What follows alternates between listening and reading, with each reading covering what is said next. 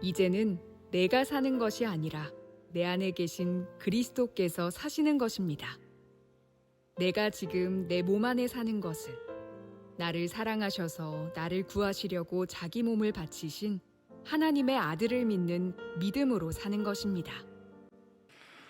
얼마 전 은퇴한 미국 선교사님 한 분을 만나게 됐습니다.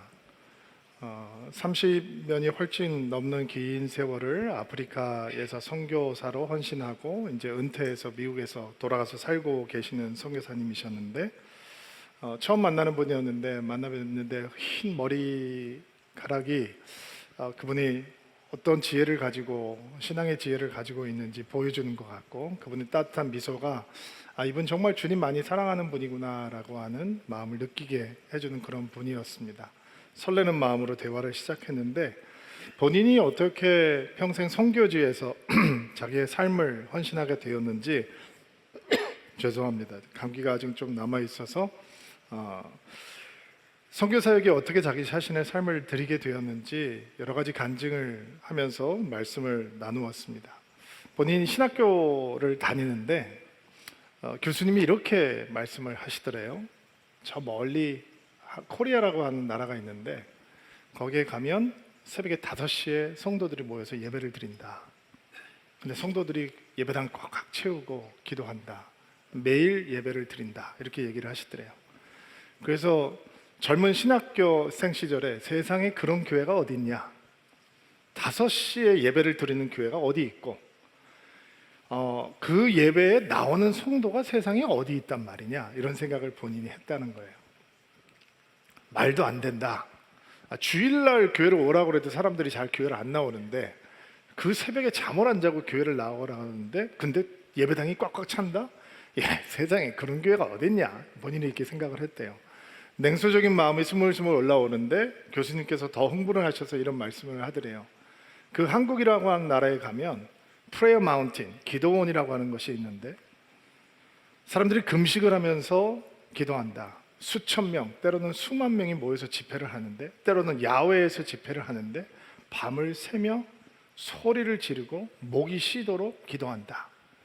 강대상 앞에는 불치병을 앓고 있는 사람들이 일어서서 앉지도 못해서 요를 깔고 누워 있는데 집회를 하다가 기도를 하면서 그 사람들을 위해서 치유를 위해서 기도하면 기적이 일어나고 불치병이 낫기도 한다. 이런 얘기를 쭉 하더래요. 그래서 또 자기가 생각했대요. 밤을 새고 기도한다고? 목소리가 쉬면서 기도한다고? 미국 사람들은 그렇게 기도 안 하니까.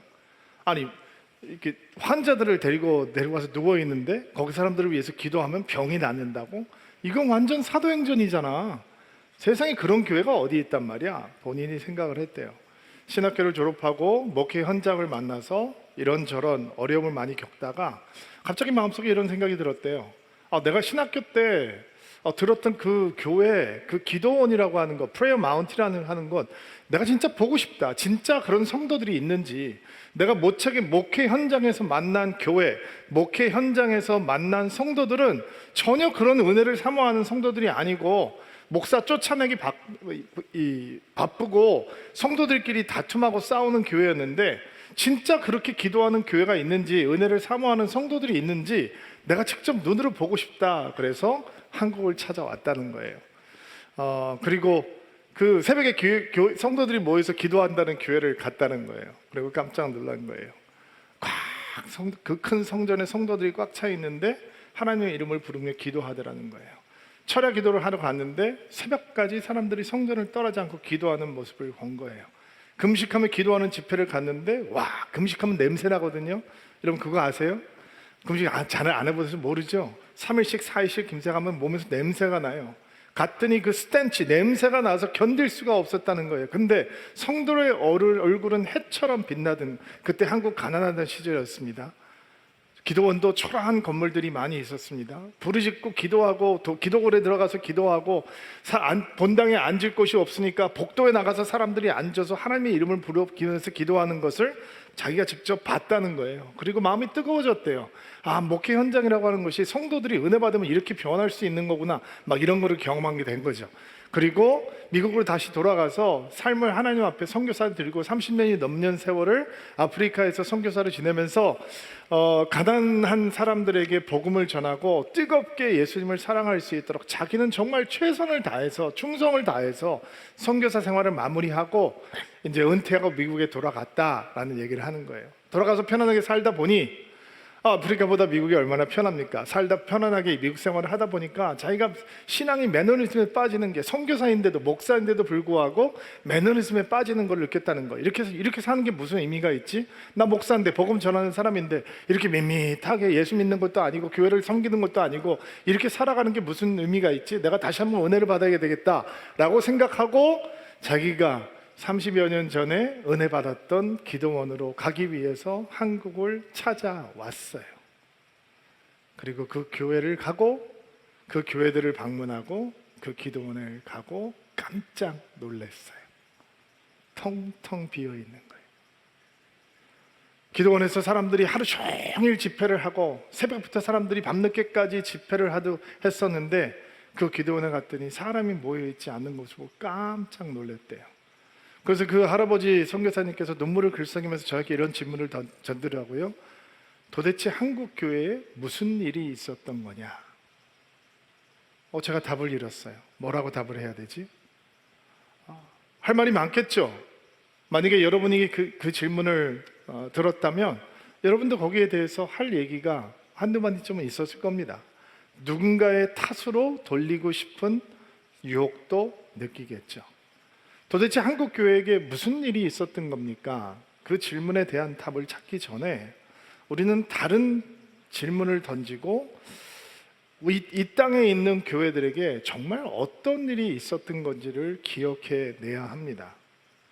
우상이 가득하고 미신이 가득하던 땅에 선교사들이 들어왔고 그 빈곤으로 얼룩졌던 이 민족 가운데 어떻게 하나님의 교회가 부흥할 수 있었습니까? 일제강점기를 지나고 전쟁이라고 하는 처참한 환경 속에 떨어졌죠. 그리고 대한민국은 지구상에서 가장 가난한 나라 중에 하나였습니다. 그런데 어떻게 이 땅의 교회가 불처럼 일어날 수 있었을까요?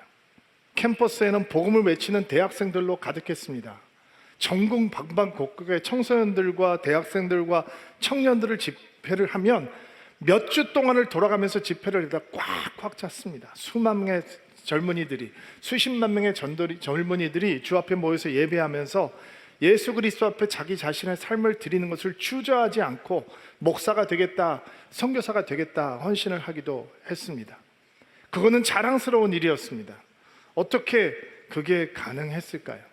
여러분은 한국 교회의 부흥을 우리에게는 그때 일부 탁월한 목회자들이 있었기 때문에, 탁월한 영적인 리더들이 있었기 때문에 가능한 일이었다라고 답을 하시겠습니까? 그건 아니죠.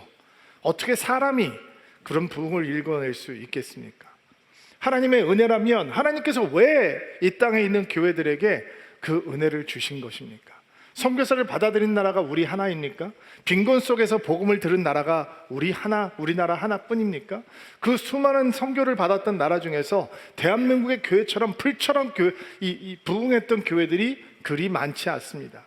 도대체 한국 교회에 어떤 일이 있었기에 이처럼 불처럼 부흥하는 교회가 되었을까요?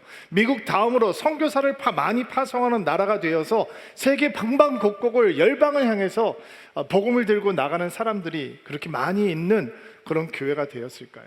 우리 신앙의 선배들은 가난하고 초라한 교회를 시작했습니다. 근데 당당했습니다. 왜냐하면 그들은 예수를 붙들고 있었기 때문입니다. 아멘으로 받으시기 바랍니다. 그들은 예수 복음을 외쳤습니다. 교회 건물도 없고 가마니를 깔고 예배를 드리고 이 나라와 민족은 빈곤 속에 처해 있지만 그들은 오직 예수라고 하는 믿음을 가르쳤습니다. 외쳤습니다. 그리고 하나님께서 오직 예수라고 하는 믿음을 붙들고 있는 우리 믿음의 선배들에게 기름을 붓기 시작하십니다. 성령의 부흥을 시작하십니다. 교회에 오면 사람들이 뭐를 얻어갑니까? 얻어갈 거 없습니다. 예수 말고는 가져갈 게 없는 것입니다. 오직 예수를 외치고 있던 한국 교회에게 하나님께서는 성령의 기름을 부어주시고 부흥의 불을 보게 하셨습니다.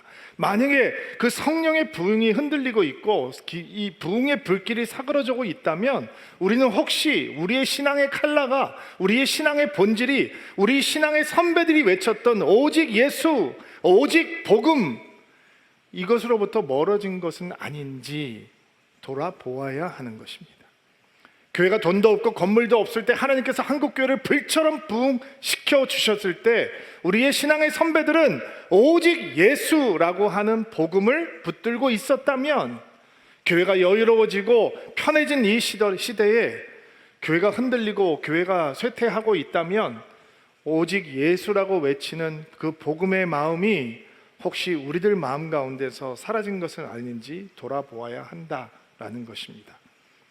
급속하게 세속화가 진행되고 있고 탈종교의 거센 흐름이 대세처럼 느껴지고 아직도 교회를 다니고 기독교 신앙을 가지고 있다는 것이 시대의 흐름과 맞지 않는다라고 느낌을 갖고 있는 것이 대세처럼 생각되는 바로 이 시대에 우리는 변하지 않는 오직 예수라고 하는 신앙 고백이 우리의 심장 가운데 있는지, 영혼 가운데 있는지 돌아봐야 하는 것입니다. 내년에 신목사님이 안식년이십니다. 새벽기도 끝나면 안식년을 떠나셔서 우리 감사 페스티벌 할 때 오십니다.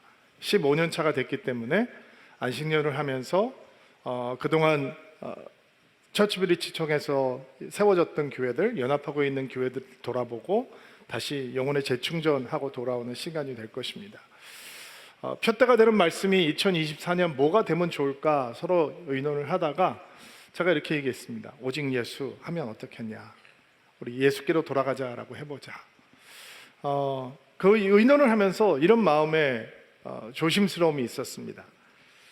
성도들이 너무 식상하다, 목사님 고민 좀 하시지, 뭐 이렇게 너무 성의 없게 오직 예수께로 돌아가자, 맨날 표현이 너무 익숙하고 너무 당연하고 이렇게 성도들이 생각하면 어떡하지?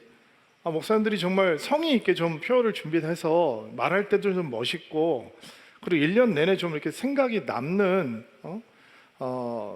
그런 표를 잡으시지, 오직 예수께로 돌아가자, 맨날 듣는 얘기를 그렇게 하나 라고 생각할까 봐 마음이 조금 제가 조심스러웠습니다. 근데 목사인 제가 오직 예수께로 돌아가자라고 하는 표대의 말씀을 2024년 붙들자라고 얘기를 하면서도 이런 조심스러운 염려의 마음이 들었다고 하는 그 현실이 우리가 오직 예수께로 돌아가야 하는 바로 그 이유가 되는 것입니다. 목사인 내가 성도인 여러분 앞에서 이 표가 너무 익숙하고 당연해서 더 이상 우리의 가슴을 때리지 못합니다. 그러면 어쩌지요? 라고 있는 조심스러움이 있었다면 그것이야말로 예수께로 돌아가야 되는 이유가 될 것입니다. 여러분, 예수를 믿는다는 건 예수님을 제대로 알고, 예수님을 제대로 믿고, 예수님을 제대로 사랑하고, 예수님을 제대로 따르는 것이죠. 믿음은 예수를 붙들면 다 얻는 것이고 예수를 잃으면 다 잃어버리는 것입니다. 신앙의 중심은 오직 예수에 있는 것입니다. 예수님께만 있는 것입니다. 오직 예수라고 하는 신앙 고백이 없어지면 믿음의 능력을 잃어버리고 은혜의 소중함을 하찮게 여기고 우리의 믿음은 변질이 되고, 오직 예수라고 하는 신앙의 외침이 사그러지면 예수님께서 라오디게 교회에게 말씀하시는 것처럼 내가 미지근하여 뜨겁지도 않고 차지도 아니하니 내 입에서 너를 토하여 내리라 라고 하는 예수님조차 견딜 수 없는 신앙으로 변질될 수 있는 것입니다. 오직 예수라고 하는 복음의 메시지가 우리의 영혼을 울리지 않으면 우리는 십자가 앞에서도 강팍한 마음을 갖게 되고, 우리가 오직 예수라고 하는 신앙의 결단이 있을 때만 우리는 진정한 예수 그리스도의 제자가 될 수 있는 것입니다. 오늘 갈라디아서 말씀 한 절 말씀을 묵상하면서 오직 예수의 신앙에 대해서 다시 한번 우리의 마음을 확인하려고 하는데, 갈라디아서 2장 20절 말씀 한번 읽어볼게요. 2장 20절 말씀을 개역 개정으로 한번 읽어보겠습니다. 개역 개정 말씀 한번 읽어주시겠어요? 시작.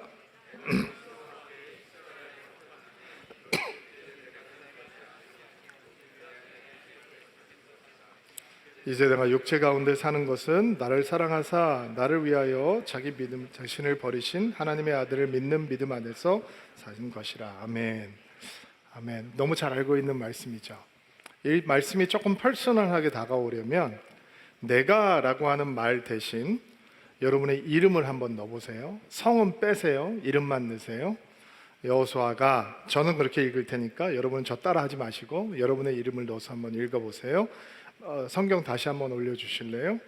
자, 천천히 여러분의 이름을 넣어서 한번 주님한테 고백해 보겠습니다. 시작. 여호수아가 그리스도와 함께 십자가에 못 박혔나니 그런즉 이제는 여호수아가 사는 것이 아니요 오직 여호수아 안에 그리스도께서 사시는 것이라. 이제 여호수아가 육체 가운데 사는 것은 여호수아를 사랑하사 여호수아를 위하여 자기 자신을 버리신 하나님의 아들을 믿는 믿음 안에서 사는 것이라. 여러분 마음이 어떻습니까? 고백이 좀 부끄럽나요? 소리가 조금 작아지는 거 느끼시나요? 여러분은 이런 좌절감 신앙생활하면서 느껴보셨어요? 이렇게 안 바뀌지? 나 주님 사랑하는데 나는 속사람이 왜 이렇게 안 바뀔까? 하나님만 보고 있는 내 모습, 사람들은 보지 못하지만 하나님만 보시고 있는 내 삶의 모습, 내 삶의 영역, 내 사고의 세계, 어떻게 이렇게 안 바뀔 수 있을까? 이런 좌절감 느껴보셨나요? 저는 종종 느낍니다. 참 안 바뀌어요. 제가 주님 많이 사랑하거든요. 더 많이 사랑하고 싶거든요. 근데 내 안에서 바뀌지 않는 내 자아가 있어요. 사람들은 보지 못해요. 그래서 손가락질은 안 하죠. 그러나 주님께서는 알고 있는 내 자아의 모습이 너무 있는 거예요. 부끄러운 모습들이죠. 내 눈에 들보는 보지 못하고 남의 티끌은 기가 막히게 찾아내는 못된 자아가 이런 게 있는 거예요. 근데 오늘 말씀을 보면 갈라디아서의 말씀의 고백 앞에서 우리는 정말 신앙이라고 하는 건 오직 예수를 외치고 내가 십자가에 예수 그리스도와 함께 못 박히고 내가 사는 것이 아니라 그리스도께서 사는 것이고 내가 육신 가운데 사는 것은 내가 믿음으로 사는 것은 나를 사랑하신 자기를 버려서 나를 사랑하신 하나님의 아들을 믿는 믿음 안에서 사는 것이다 라고 하는 고백이 분명히 있는데도 불구하고 내가 오직 예수라고 하는 신앙을 종종 놓치게 되는 것에 대해서 너무 좌절스러울 때가 있어요. 자, 오늘은 사도 바울의 고백을 통해서 오직 예수의 믿음이 어떤 믿음인지 좀 배워보는 시간을 가져보려고 합니다. 사도 바울이 먼저 나는 그리스도와 함께 십자가에 못 박혔다라고 고백을 하죠. 그 고백을 가볍게 여기시면 안 됩니다. 내가 예수 그리스도와 함께 십자가에 못 박혔다, 육신적인 죽음을 얘기하는 게 아니겠죠. 그렇죠? 지금 살아서 편지를 쓰고 있으니까 육신적으로 십자가에 못 박혔다라고 하는 뜻은 아닐 겁니다. 그렇다면 사도 바울이 그리스도와 함께 십자가에 못 박혔다라고 고백하는 것은 사도 바울 안에 있는 옛 본성, 옛 자아를 그리스도와 함께 십자가에 못 박았다, 자신의 자아가 요구하는 모든 것들을 십자가에 못 박았다라고 선포하는 거죠. 오직 예수의 믿음이 어떻게 시작이 되느냐? 나를 버리는 결단으로부터 시작한다라는 겁니다. 그게 사도 바울이 내가 그리스도와 함께 십자가에 못 박혔다라고 하는 선언 속에 있습니다. 여러분, 우리가 하나님의 사람이 되는데 오직 예수라고 하는 믿음의 사람이 되는데 가장 방해가 되는 건 사단이 아닙니다. 납니다. 내 자아입니다. 변하지 않는 나의 자아, 쑥쑥 올라오는 나의 자아가 예수의 사람이 되는데 가장 큰 걸림돌이 되는 것입니다. 그리스도께서 내가 그리스도와 함께 십자가에 못 박혔다라고 하는 것을 사도 바울이 이야기하고 우리의 자아를 십자가에 못 박아야 된다, 우리의 자아를 버리는 결단이 필요하다, 이런 유의 설교를 성도들은 좋아하지 않습니다. 목사도 부담입니다. 내가 나를 봐도 변하지 않는데 나는 못하지만 당신들은 잘 변합시오, 이게 얘기한 무책임한 목사가 되는 거잖아요. 우리 자아가 죽어야 합니다. 우리 자아를 십자가에 못 박아야 합니다. 내 자아를 버려야 오직 예수의 믿음이 우리 안에 시작할 수 있습니다. 목사님도 못 버리면서 왜 자꾸 다른 사람 버리라고 그러세요? 목사님부터 하고 오세요 라는 눈초리로 성도들이 저를 바라볼까 봐 목사에게도 이런 설교는 왕부담입니다. 그러나 변하지 않는 예수님의 초청에 앞에 우리는 서야 합니다. 누구든지 나를 따르려거든 자기를 부인하고, 첫 번째입니다. 나를 버리는 게 예수를 따라가기 위한 첫 번째 초청입니다. 그러니까 우리는 말씀 앞에 서야 되는 거죠. 말씀을 앞에 갈등해야 되는 것입니다. 사도 바울은 오직 예수의 신앙이 내가 나를 십자가에 못 박는 것이고 내 자아를 버리는 것이다, 나를 포기하는 것이다, 나를 하나님 앞에 온전히 항복하는 것이다 라고 이야기하고 있는데, 하나님 그게 그 어려운 것을 저 어떻게 하란 말입니까? 라고 하는 마음이 우리 가운데 다 있잖아요. 어떻게 해야 되는 것인가? 라고 하는 질문, 그리고 그 변하지 않는 나를 하나님 앞에 어떻게 드리고 진정한 하나님의 은혜를 누릴 수 있는가? 라고 하는 것을 우리는 고민해 봐야 하는 것입니다. 나를 버리는 결단은 내 의지로 하는 것이 아니라 십자가를 만나야 가능한 것입니다. 예수 그리스도의 십자가의 능력을 만나야 가능한 겁니다. 십자가가 능력입니다. 왜 십자가가 능력이냐? 십자가의 본질이 굴복시키는 것에 있기 때문입니다. 십자가의 본질은 죽이는 것에 있습니다. 십자가라고 하는 것은 그 위에 오르는 모든 것들을 굴복시키고 죽이는 것에 있잖아요. 그래서 세상의 눈으로 보면 십자가는 공포입니다. 십자가는 위협입니다. 십자가는 죽음입니다. 어둠입니다. 슬픔입니다. 비통입니다. 십자가는 피하고 싶은 것이 되는 겁니다. 그게 십자가의 본질입니다. 예수께서도 십자가에 오르시고 죽음을 피하지 못하셨잖아요. 하나님의 아들 되신 예수도 십자가에 오르는 순간 죽음으로만 십자가에서 내려올 수 있었습니다. 이렇게 십자가는 무시무시한 겁니다. 피하고 싶은 거죠. 그런데 예수님께서 십자가를 지시자 십자가는 달라집니다. 예수님께서 십자가를 만나시자 십자가는 영광의 통로가 되는 것입니다. 죽음을 거쳐 부활로 나가는 영광의 통로가 되는 것입니다. 부활이 영광스러우니까 십자가도 영광으로 바뀌게 되는 것이죠. 예수님께서 십자가를 지셨기 때문에 십자가는 죽음의 고통이 아니라 승리의 영광이 되는 것입니다. 십자가 예수님께서 지시는 순간 십자가의 자리는 죽음을 이기는 승리의 자리가 되는 것이고, 죄를 이기는 승리의 자리가 되는 것이고, 어둠을 이기는 승리의 자리가 되는 것이고, 자아의 요구를 죽일 수 있는 하나님의 승전가가 울려 퍼지는 자리가 되는 것입니다. 여러분, 예수님께서 십자가를 지셨기 때문에 십자가는 반전입니다. 어떤 반전이냐? 십자가 안에서 우리의 어둠은 예수님의 빛으로 변하는 것입니다. 우리의 약함은 하나님의 강함으로 변하는 것입니다. 우리의 낮음은 하나님의 존귀함으로 변하게 되는 것입니다. 우리의 패배는 예수의 승리로 변하게 되는 것이고, 우리의 한숨과 눈물은 예수의 기쁨으로 변하는 것입니다. 우리의 죽음은 영광이 되고, 십자가에서 죽는 것은 정말 하나님의 은혜가 되며, 예수 그리스도의 십자가가 있기 때문에 죽는 것은 사는 것이 되는 것입니다. 어떻게 내가 나 자아를 버리는 결단을 할 수 있는가? 그 십자가의 능력을 믿는 것입니다.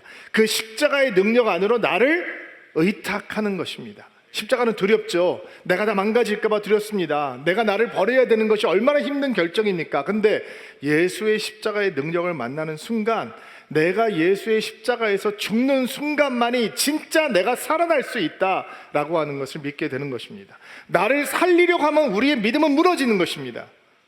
내가 살려고 하면, 내 자아를 살리려고 하면 오직 예수라고 하는 믿음은 내 안에 존재할 수 없는 것입니다. 우리 성도들의 자아를 죽이지 않으려고 잘 위로하고 격려하면 교회는 오직 예수라고 하는 믿음을 놓치게 되는 것입니다. 그러나 예수의 십자가의 능력을 의지하고 우리를 버리는 결단, 내 자아를 주님 앞에 포기하는 결단을 하면 죽었던 그 십자가의 능력을 통해서 우리는 다시 살아나는 능력을 얻게 되는 것이죠. 자, 자아를 버려보셨습니다. 버리지 않고는 신앙생활 못합니다. 다 버려보셨습니다. 그런 결단 해보았습니다. 그런데 문제는 뭐냐면 자아의 생명력이 엄청나다는 거예요. 죽여놓으면 또 살아나고 눌러내면 또 솟아오르고, 그러니까 사도 바울이 뭐라고 고백을 하고 있냐면, 나는 날마다 죽노라 이렇게 얘기를 하는 거예요. 남편들 잘 들으세요. 매일 죽어야 돼요. 아내들도 잘 들으세요. 매일 죽어야 되는 거예요. 내가 날마다 죽지 않으면 내가 눌러놨던 자아가, 포기했던 자아가 다시 쑥쑥 올라오는 거예요. 자, 내가 나를 버리는 결단을 해야 오직 예수라고 하는 믿음이 자리한다. 근데 그 버리는 결단이 일회성으로 끝나는 게 단회성으로 끝나지 않는 거예요. 사도 바울이 고백하고 있는 것처럼 내가 나를 쳐서 복종시킨다 라고 하는 일이 날마다 반복돼야 되는 것이죠. 끊임없이 주님 앞에 반복돼야 하는 것입니다. 십자가의 능력 아래서 내 자아가 예수 그리스도의 십자가와 연합할 때 내가 나를 버리고 포기하고 하나님 앞에 주권을 포기하는, 항복하는 순간 오직 예수의 믿음은 자라나기 시작하는 것입니다. 오직 예수라고 하는 믿음이, 고백이 없으면 그거는 진짜 믿음이 아니거든요. 위조 믿음이거든요. 가짜 믿음이거든요. 자, 두 번째 묵상하고자 하는 생각은 사도 바울이 이제 내가 사는 것이 아니라 그리스도께서 내 안에서 사시는 것이다 라고 하는 고백을 합니다. 많이 들어봤던 얘기입니다.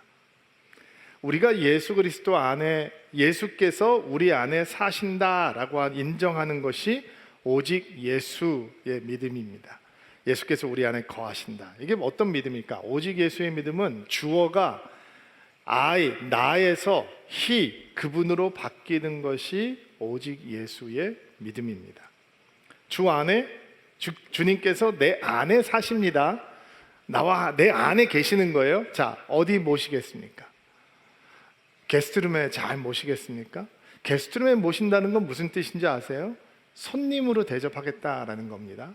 손님은 오는 시간이 있고 떠나는 시간이 있는 게 손님입니다. 예수님은 손님으로 오시지 않으셨습니다. 예수님께서 내 안에 사신다 그랬습니다. 이거 부담스럽네. 어디 방 내드릴까요? 문간방 내드릴까요? 작은 방 내드릴까요? 아니면 안방을 내드려야겠습니까? 여러분, 여러분의 인생의 최종의 결정자는 누구입니까? 최종 결제 누가 합니까? 아내가 합니까? 남편이 합니까? 아니면 주님이 하십니까? 우리는 누구의 뜻을 따라가는 것이 우리에게 중요합니까? 내 생각이 중요합니까? 주님의 생각이 중요합니다. 여러분, 주님께서 우리 안에 사십니다. 어떤 시간을 드리겠습니까? 주일날 물론 드려야죠. 셀 모임 갈 때 주님과 함께 가야죠. 그런데 여러분, 사회생활 할 때 주님과 함께 가시겠습니까? 주님 거기는 오지 마십시오. 사람들이 입이 좀 걸어서 험해서 주님 듣기가 좀 불편하실 겁니다. 밤 9시에 있는 모임은, 이후에 있는 모임은 주님께서 좀 안 오셨으면 좋겠습니다. 혹시 이런 마음은 없습니까?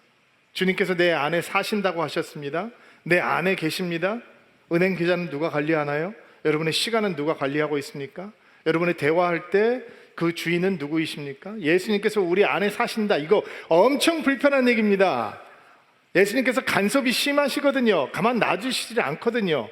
나는 예수님 믿고 예수님과 함께 동행하고 있는데 내 주님께서 나에게 간섭을 안 하시더라. 그런 건 없습니다.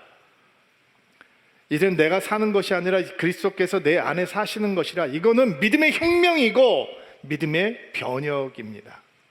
다 바뀌는 겁니다. 주인이 바뀌었는데 어떻게 바뀌지 않겠습니까? 예수께서 내 안에 사시는 것이라. 그렇다면 여호사 목사는 어떤 남편이 되어야 할까요? 어떤 아버지가 되어야 될까요? 어떤 목사가 되어야 될까요?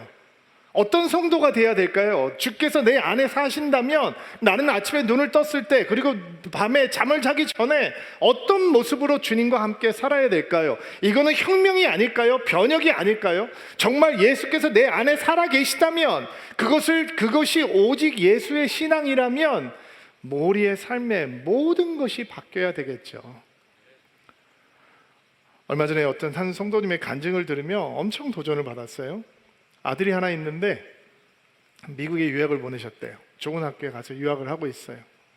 근데 보니까 아이가 주일날 신앙생활을 열심히 안 하는 것처럼 보이더라는 거예요. 또 코로나 3년 지나면서 대부분 교회들이 예배를 못 드리니까 온라인으로 예배를 드렸잖아요. 아이가 엄마 아빠 없이 혼자 기숙사에 가서 신앙생활 하고 있으니까 온라인으로 예배를 드린다고 하는데 이게 예배도 무너지고 얘가 신앙생활 제대로 못하는구나 라고 하는 마음이 아버지 어머니 마음에 들어왔나 봐요. 좋은 학교 다니고 있는 아이예요. 그리고 엄마 아빠가 큰 결정을 해요.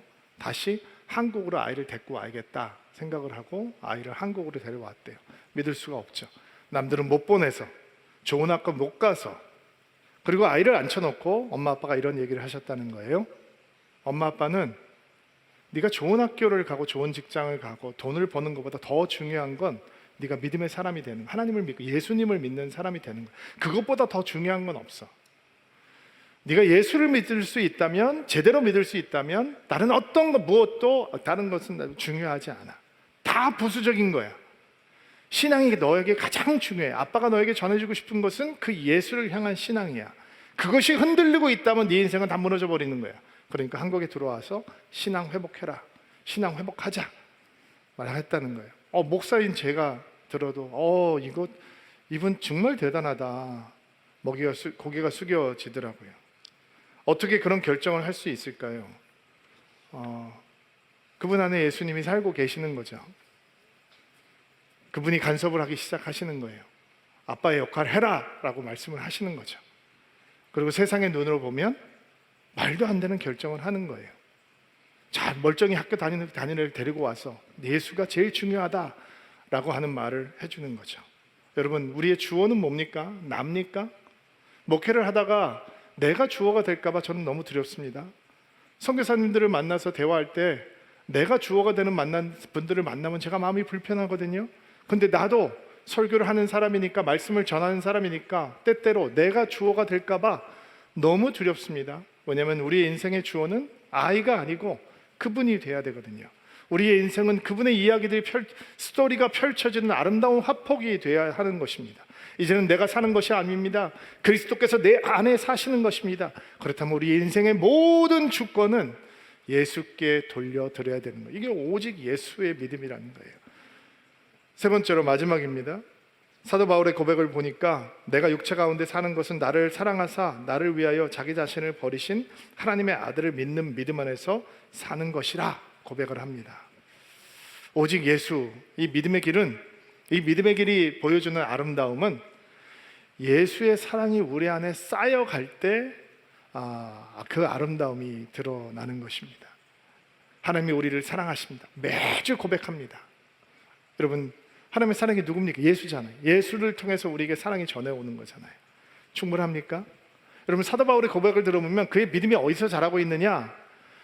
믿음의 결단, 비장한 결심에서 사도 바울의 믿음이 자라고 있는 것이 아니라 나를 위해서 자기를 버리신 하나님의 아들의 사랑, 그 사랑에서 믿음이 자라고 있다라고 고백을 하고 있습니다. 그는 자기가 붙들어야 되는 믿음을 보기 전에 파도처럼 밀려오는 하나님의 사랑을 먼저 보고 있는 것입니다. 믿음의 출발은 비장한 결심이 아닙니다. 견딜 수 없는 하나님의 사랑입니다. 이해할 수 없는 하나님의 사랑입니다. 자격 없는 자에게 주어지는 폭포수처럼 쏟아지는 하나님의 긍휼의 사랑이 우리의 믿음을 만들어내는 것입니다. 많은 사람들이 예수를 믿기 위해서 세상에서 희생해야 되고 버려야 될 것들이 많다라고 생각을 하시더라고요. 여러분은 어떻습니까? 세상에서 많이 버리셨습니까?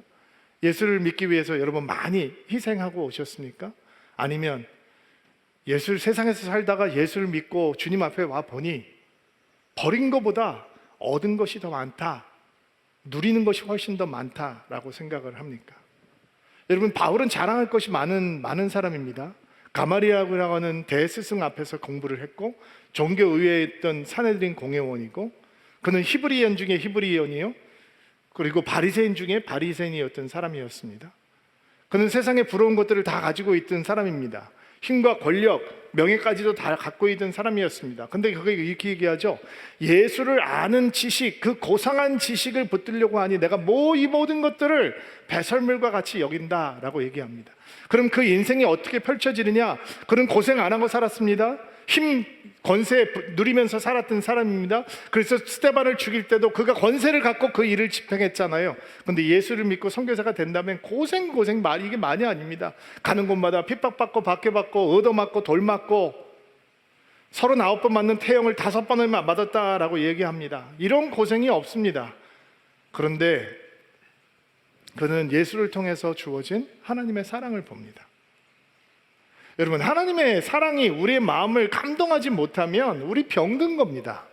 심각한 병에 걸려 있는 겁니다. 불치병에 걸려 있다고 생각할 만큼 심각한 질병 속에 들어가 있는 것입니다. 왜냐하면 그 하나님의 사랑이 우리의 마음을 울리지 못한다면 우리의 믿음은 자라지 않습니다. 예수 그리스도께서 몸을 버리시고 우리를 사랑하셨습니다.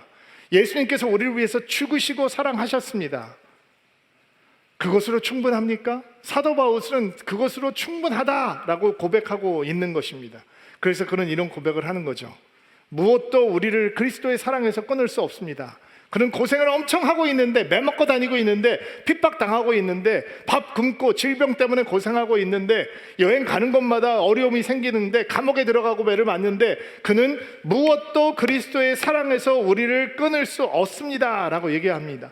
환난도, 공고도, 박해도, 기근도, 헐벗음도, 위험도, 칼도, 무엇도 우리를 그리스도의 사랑에서 끊을 수 없습니다. 사망이나 높음이나 천사나 권세자들이나 현대일이나 장대일이나 능력이나 높음이나 깊음이나 다른 어떤 피조물이라도, 어떤 사건도, 어떤 사람도, 무엇도 나를 그리스도의 사랑에서 끊어낼 수 없습니다.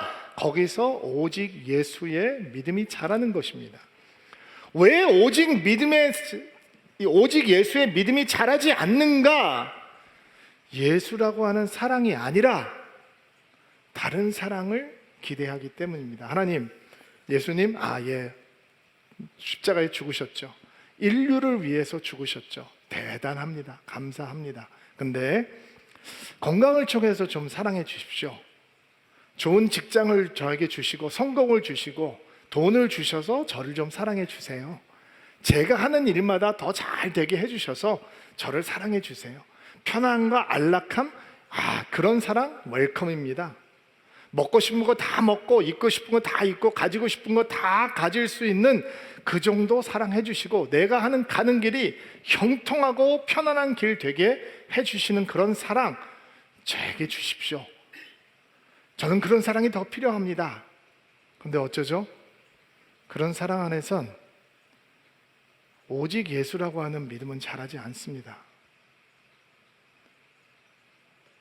오직 예수라고 하는 믿음은 그분이 나를 위해서 죽으셨고, 그분의 죽음으로 내가 구원을 받았다라고 하는 어마어마한 사랑이 나의 가슴을 울리고 나의 영혼을 울릴 때 오직 예수라고 하는 믿음은 자라나는 것입니다. 여러분, 2024년은 예수에 대한 이야기 많이 하고 예수님도 많이 사랑하는데 온 힘을 다하는 한 해가 되기를 주의 이름으로 축복합니다. 오랫동안 앉아 계셨는데 일어나시겠어요? 가슴에 손을 얹고 안수하시고요. 오직 예수의 믿음을 위해서 여러분을 축복하고 기도하겠습니다. 주님, 2023년 마지막 주일 예배입니다. 한 해 동안 주님께서 베풀어 주신 은혜가 정말 너무도 놀랍습니다. 언제나 우리와 함께 하셨던 주님, 찬양을 받으소서. 그리고 내년도 한 해 동안 우리와 함께 동행해 주실 하나님을 설레는 마음으로 기대합니다. 오늘 주의 말씀을 떨리는 마음으로 아멘으로 받습니다. 사도 바울의 고백이 우리의 고백이 될 수 있도록 도와주옵소서. 내가 그리스도와 함께 십자가에 못 박혔나니, 하나님, 나 자아를 버리는, 내 자아를 포기하는, 나의 자아를 하나님 앞에 항복하는 믿음의 결단이 사랑하는 드림인들 가운데 있게 하옵소서. 거기서 오직 예수의 믿음이 자라나게 하옵소서. 이제는 내가 사는 것이 아니라 그리스도께서 내 안에 사시는 것이라. 하나님, 이 고백은 우리 인생의 혁명입니다. 변혁입니다. 나라고 하는 주어가 그분이라고 하는 주어로 바뀌는 놀라운 믿음의 역사가 우리 안에서 시작되게 하옵소서. 내가 육체 가운데 사는 것은 나를 사랑하사 자기를 버리신 하나님의 아들의 사랑을 믿는 믿음 안에서 사는 것이라. 하나님, 혹시 예수가 우리를 위해서 몸을 버리고 죽으셨다라고 하는 엄청난 사랑이 더 이상 우리의 마음을 울리지 못하고 감동하지 못할까 두렵습니다. 예수님 안에서 베풀어진 하나님의 사랑으로 만족하지 못할까 하나님 정말 두렵습니다. 예수라고 하는 사랑이 충분하다 고백할 수 있는 믿음을 허락하여 주옵소서. 그 사랑이 우리 안에 날마다 쌓여가는 은혜 속에서 오직 예수라고 하는 믿음, 그 믿음이 자라나게 하옵소서. 가슴에 손을 얹고 기도하고 있는 드림인 한 사람 한 사람들에게 하나님께서 날마다 새로운 은혜를 공급해 주셔서 오직 예수께서 돌아가는 귀한 믿음의 사람들 될 수 있도록 은총 베풀어 주옵소서. 예수님의 이름으로 기도하옵나이다. 아멘.